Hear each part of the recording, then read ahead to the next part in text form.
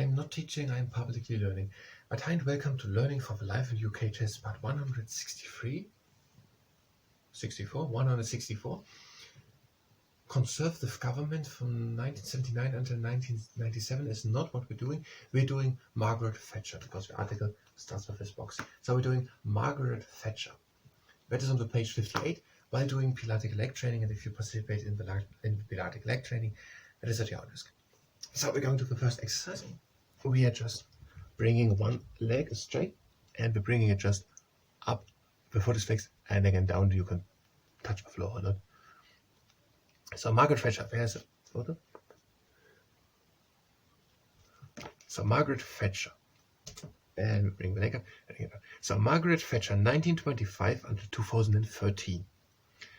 Margaret Thatcher was the daughter of a grocer from Grantham in Lincolnshire. In Lincolnshire, there was someone born. I think it was Isaac Newton. But we're having a completely different problem.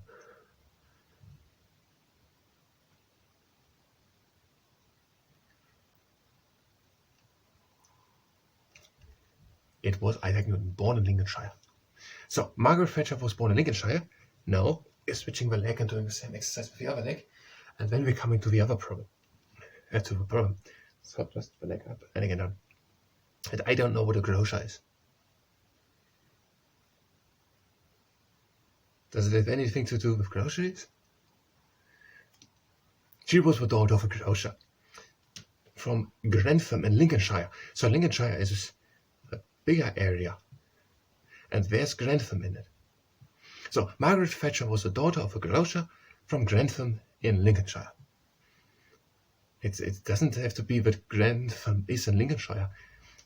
Maybe she was the daughter of a grocer from Grantham and then they lived in Lincolnshire. Something like that. She trained as a chemist and lawyer. So they had used this formulation before. I heard it a couple of times before. Trained. And now the next exercise. We are having the leg out and we're bringing the foot in, or however it is meant. So we're bending the knee and bringing the foot up in. They used it also by Florence Nightingale. She trained as a nurse from 1951 until 1954 in Germany.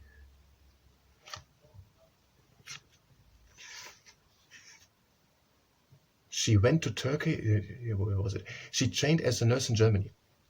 At the age of 31, she trained as a nurse in Germany. Yes, that's 1951. And in 1954, she went to Turkey and worked in military hospitals. Trained. So that means she practiced to do it. Basically means that she trained as a chemist. Now we have a leg out and doing the same. That means she was working with chemicals. She was as a chemist and lawyer. So a chemist, that is all the things that have to do with the elements basically, and how we can work together to make, not only to produce things, but to make a lot of different things. Basically the elements which compose the universe and how we can be mixed differently together to make new materials. And now the next leg out, we're having it up like that, with a bent knee and a fixed foot, and we bring it up and down. And as a lawyer, that means she worked with the laws. So she was elected as a Conservative MP in 1959 and became a cabinet minister in 1970 as the Secretary of State for Education and Science. So she was elected, so people voted for her as a Conservative MP, Member of Parliament, in 1959. Winston Churchill was another Conservative, we know already another one. And that happened in 1959 that was she elected to be a Conservative Member of Parliament. And in 1970, so 11 years later, now the other leg, same, and bring it up. In 19, she was elected as a Conservative MP in 1959 and became a cabinet minister in 1970. Yes, so and in 1970, she became the Secretary of State for Education and Science. So it means, I guess it means minister. Is secretary something similar as minister? So she had a very high position to manage the education of the school system in the United Kingdom and also of science. So for universities or something like that, or teaching science or something like that. In 1975, and of an exercise, we have one leg up, and we bring it to the outside. Flexboard. In 1975, so 5 years later, she was elected as leader of a conservative party, and so became leader of the opposition. So she was for 5 years the Secretary of State for Education and Science. And then 5 years later, she was elected to be the leader of a conservative party. So she was leading the conservative party. And obviously, the conservative party was not governing, it was the opposition. So either a Labour or Liberal or whatever, someone else was governing, and she was the leader of the Conservative Party, which was not governing. It was the second highest party basically in the parliament. Now the other leg out is flexible to the outside, and because they were not governing, they were the opposition. So the main party, let's just say it was Labour, was governing, and the Conservatives were the opposition to the governing party. And she became the leader of the Conservative Party. And now, because the Conservative Party was the opposition, she was the leader of the opposition. That's basically so that there's a little congruence a bit, not just the party with the most votes can just rule how they want, but that there's always a second strongest party basically saying, looking that they're actually putting effort into doing the work. That way I look is saying, we are also pretty good, so if you don't put effort into it, maybe the people are going to vote for us. Following the Conservative victory in the general election 1979, Margaret Thatcher became the first woman Prime Minister of the UK. Now the next exercise, we're having a long leg out, we're bringing it a bit up, and tapping on the outside of the floor, and we're bringing it in again, and tapping again the floor. So, the Conservative Party did won the general election of 1979. So she was the leader of the Conservative Party. She had become it in 1975. And then there was a general election, so basically all people of Britain could vote. And these people voted for the Conservative Party. And Margaret Thatcher was the leader of the Conservative Party, and so she became the Prime Minister of Great Britain. So she was the highest, most important, or whatever it's now. She became the Prime Minister, the most important minister, and she was the first woman who had that job, or what's it called. She was the longest serving Prime Minister of the 20th century, remaining in office until 1990. So in the time period of the 20th century, from 1900 until 1999, no one was longer Prime Minister than she, and she was it from 1979 until 1990, for 11 years. 1979 until 1990. That's actually a pretty easy question that we might ask. When did Margaret Thatcher become Prime Minister? So it was in 1979 for 11 years until 1990. Now with the other leg, we've changed the leg. During her premiership, there were a number of important economic reforms within the UK. So there were economic reforms. So reforms were done for the economics. We know a little bit about that. There were also done economic reforms. I can't really change my page a little bit.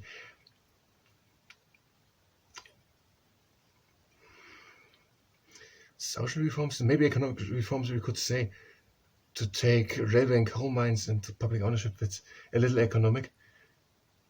Here, Britain had a conservative government from 51 until 64, and then again in 79 with Margaret Thatcher until 90. The 1950s was a period of economic recovery after war and increased prosperity for working people. The Prime Minister of the day, Harold Macmillan, was famous for his Wind of Change speech about decolonization and independence. So something happened there too. Now we're having just one exercise left in, let's say in 3 seconds, we're starting a 90-second plank. So start a 90-second plank. And be rather too high with the back and too low, and tuck the tailbone in. So while she was Prime Minister from 1979 until 1990 for 11 years, there were a number of important economic reforms within the UK. So many things, how the economic in the United Kingdom works, was importantly changed while she was Prime Minister. She worked closely with the United States President, Ronald Reagan, and was one of the first Western leaders to recognize and welcomed the changes in the leadership of the Soviet Union, which eventually led to the end of the Cold War. So, the United States had at that time as the president Ronald Reagan, and with him the two work closely together. So Margaret Thatcher from the United Kingdom and Ronald Reagan, the President of the United States of America, they both work closely together. And Margaret Thatcher was one of the first Western leaders.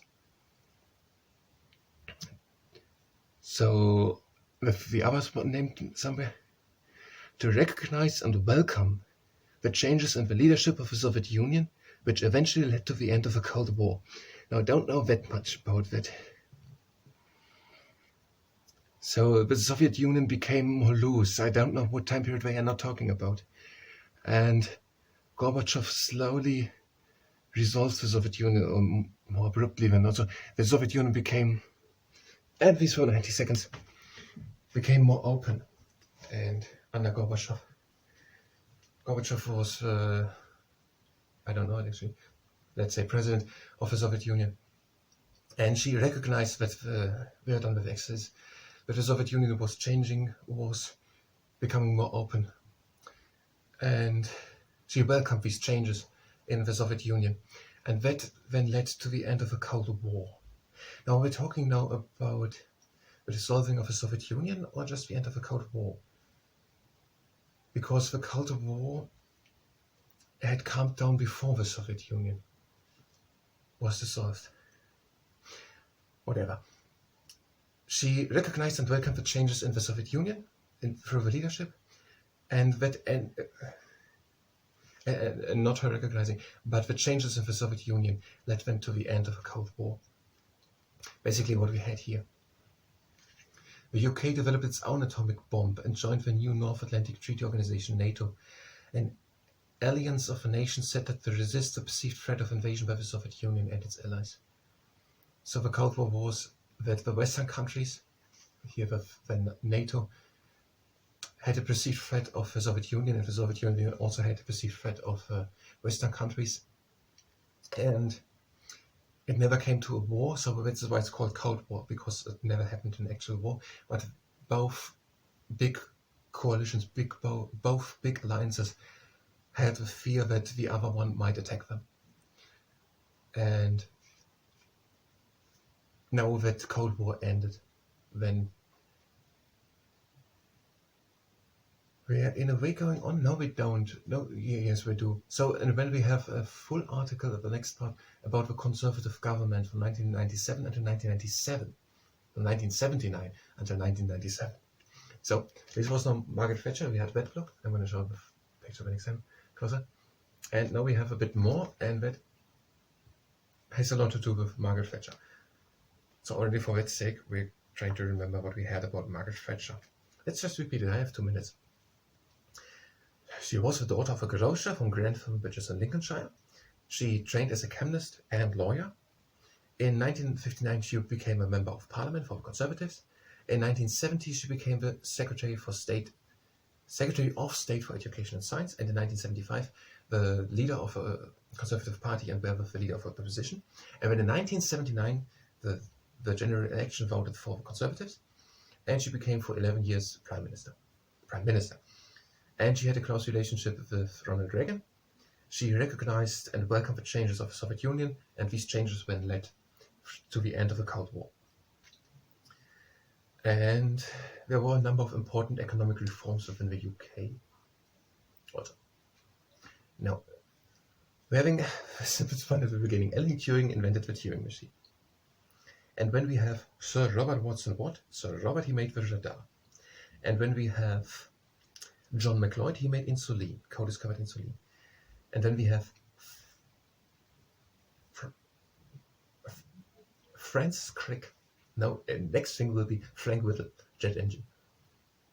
Francis Crick, structure of the DNA. Francis Crick. And here we had John McLeod, and then we had Sir Bernard Lovell. Sir Bernard Lovell at Jodrell Bank, the radio telescope, which is in Cheshire.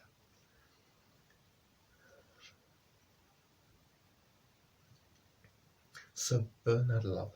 And then we have John Logie Baird, television. John Logie Baird. Can we make it anyway with the initials or what it's called? JLB, television. John Logie Baird, television. Now I thank you very much, and until the next time to Conservative Government from 1979 to 1970. Thank you very much, and until next time.